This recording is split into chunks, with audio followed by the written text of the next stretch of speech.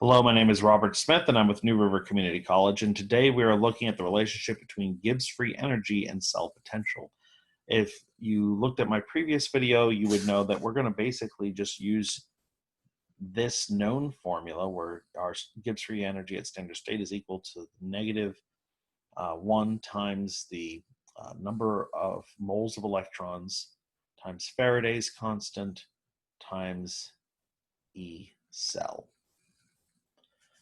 So this is fairly straightforward. We have to identify our two half reactions. Our two half reactions for our cathode and our anode. So for the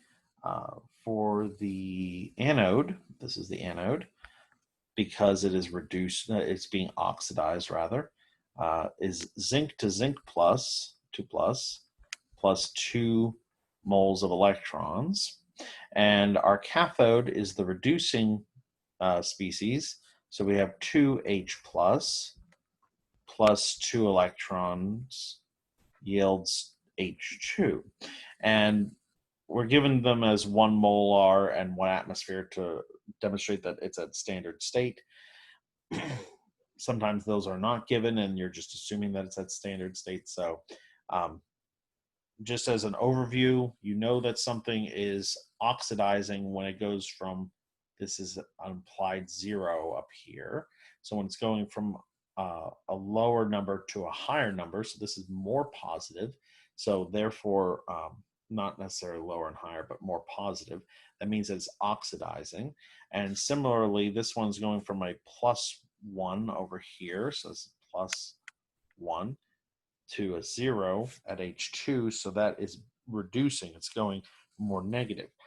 So the one that's oxidizing is your anode, and the one that's reducing is your cathode in these cases. So from this, we don't need to multiply by any factor, but you may want to consider that if you're setting up your half reactions. That's why we always set up the half reactions, to make sure that we have agreement in the number of moles of electrons, because you may need to balance this equation by multiplying by some factor to get both of the moles of electrons to be equal.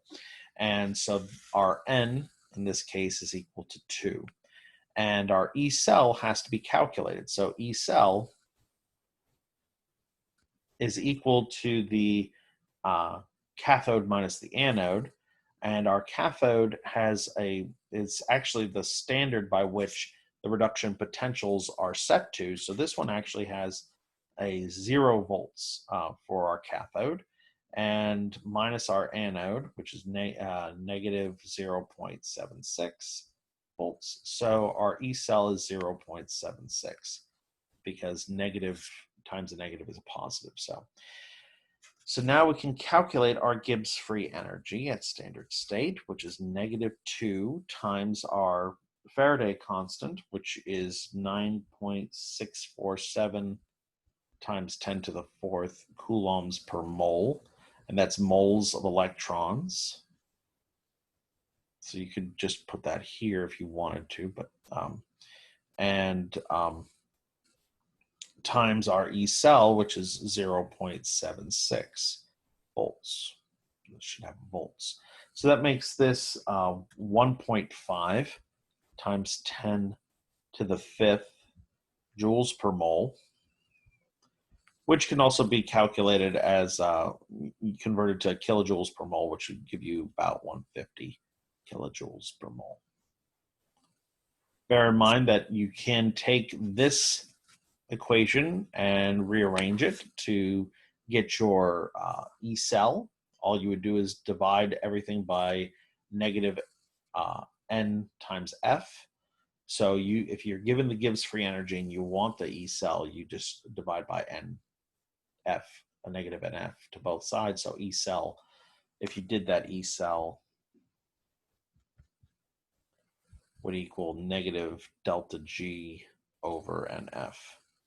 And that's a way to calculate E cell as well if you're given the Gibbs free energy. So just an alternative, sort of an aside, in case you need to do that in the future for one of your assessments.